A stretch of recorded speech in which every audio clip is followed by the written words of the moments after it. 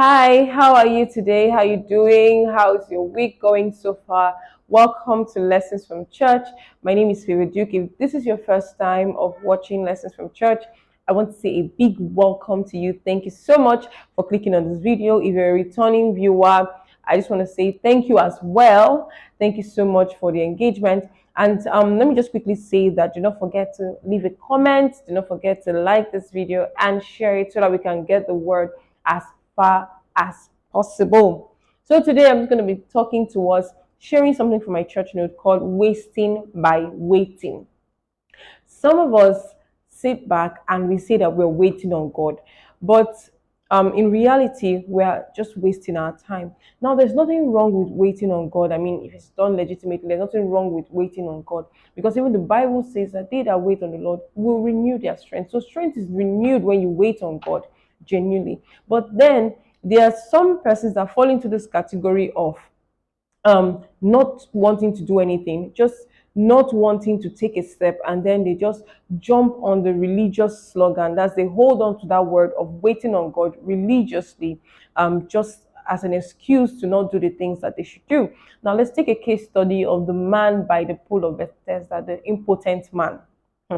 So he had an ailment of for 38 years. His biggest or greatest story of excuse was, oh, every time I try to step ahead or move forward, someone would go ahead of me and then I'm not able to get into the pool. So this man was in this state for 38 years, and then until he met Jesus and he had a conversation with Jesus Christ that I think is very interesting. Jesus asked him, will thou be made whole? Good question, great opportunity. But instead of saying yes, it's a simple yes or no answer. But then he went on to tell Jesus, okay, at the time he didn't know it was Jesus. He went on to tell Jesus about his reasons why he was still the way he was. He talked about, oh, I do not have any man. There is no one to help me. There is no one to do this. There's no one to do that. Now, let's narrow into the fact that he didn't even know that that was Jesus. One of the ways that we waste our time or we remain on the same spot is that we don't even know Jesus. We don't even know God.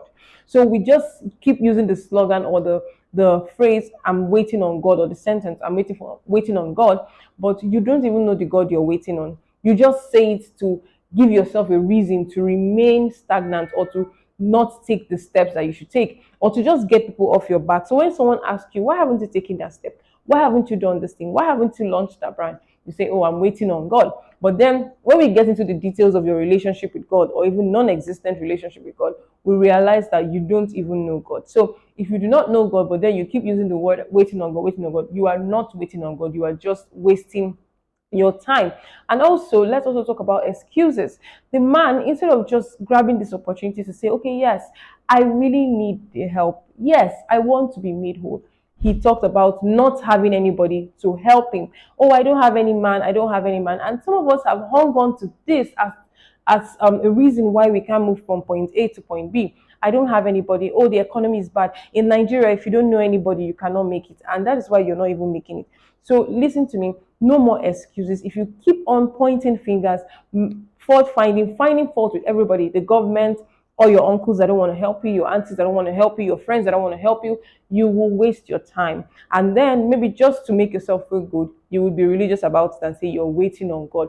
So waiting on God is very different from wasting your time. And then in closing, let me just also say that one of the ways that you waste your time is that you walk by your feelings. You won't always wake up motivated. You won't always wake up happy. You won't always wake up excited about your dream, excited about the vision that God has given to you. But then we are not people who should walk by sight or who should walk by how we feel all the time. You should walk, we should grow to that point where we've developed a discipline for what we are supposed to do, because every time you walk by your feelings, you could be denying yourself of an opportunity to take a hold of. You could be denying yourself of just time that you could have just accomplished something or gotten something done properly. So do not walk by your feelings. It's one of the ways that you can waste your time.